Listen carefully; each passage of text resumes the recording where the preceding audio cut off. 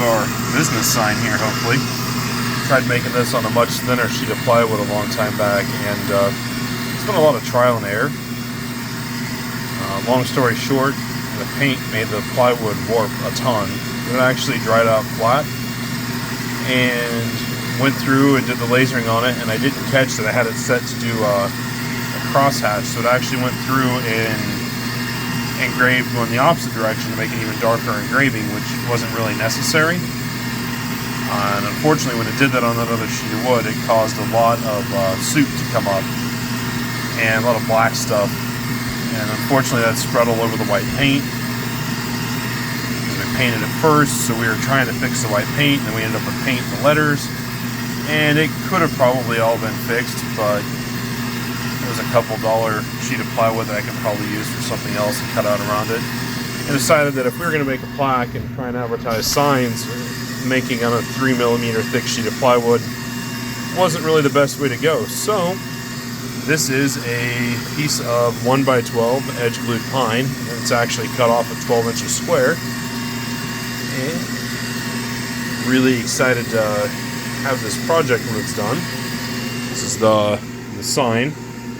Notice the bird there is red. It actually was supposed to outline it. Didn't quite do that dark enough, so I'm going to go through and redo that, re-outline it. It might be dark enough, I don't know. We actually cut the bird out of a piece of really thin black acrylic and want to drop that in there and glue it to the sign, so the bird's actually cut out of a different material and stands out a little bit better. And the outline on there is just to help us line it up, so I got to take a really good look and decide before I move this thing out of the laser if it's dark enough or not.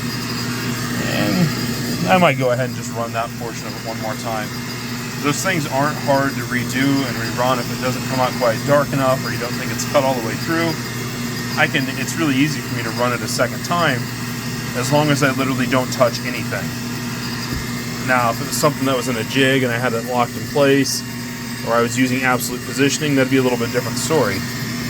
But as it is, if I take it out of there, it's relying on me to reline the laser back up at exactly the same exact point, otherwise things will be off a little bit. However, I can run it a second time or run parts of it again, as long as I don't touch anything. The laser will park back at the same exact spot it started from. Obviously that big piece of wood's not moving anywhere, so I can select just specific parts of it and run them again if I wanted to. Which I'll probably do to darken up the outline of that logo so we can see to drop the pieces in place. I've found out on a few things cutting out that if I'm not sure the part's completely 100% cut, it's better to go ahead and run it again. It's always frustrating when you're trying to do a sign like this. Is a bit of a sneak peek of another sign that I was working on. Well, you run it and you think it's cut and it should be cut, and you flip it over and you look at the backside and you get all these little tabs that just didn't quite get it. So that's where it's kind of tricky. You go through and try a bunch of settings and tweak a bunch of things and play with some things, and then you go to run it, and for some reason letters and words are always a little bit more tricky. They're not always real consistent.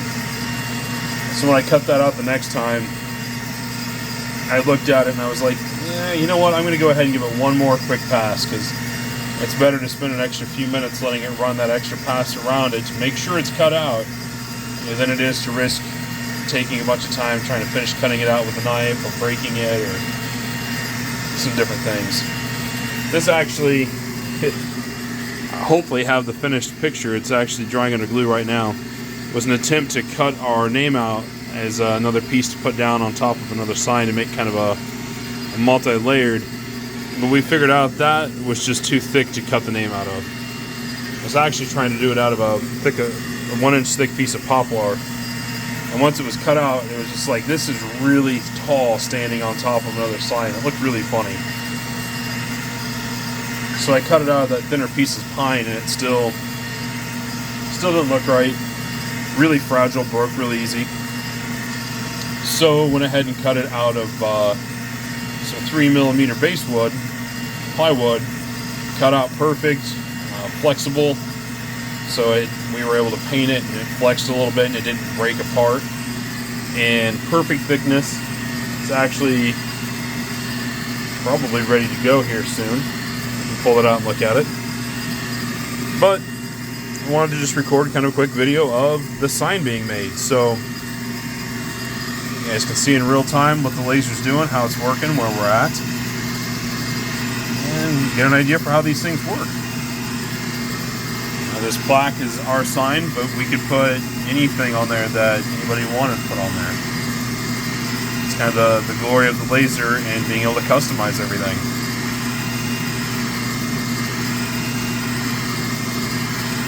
The way it's kind of pulsing back and forth, it's going back and forth, it turns the laser on whenever it needs to, and it turns it off when it goes over the spots that aren't needed. Pretty much how it works. Alright, well, there'll be an updated picture here hopefully soon of the complete sign.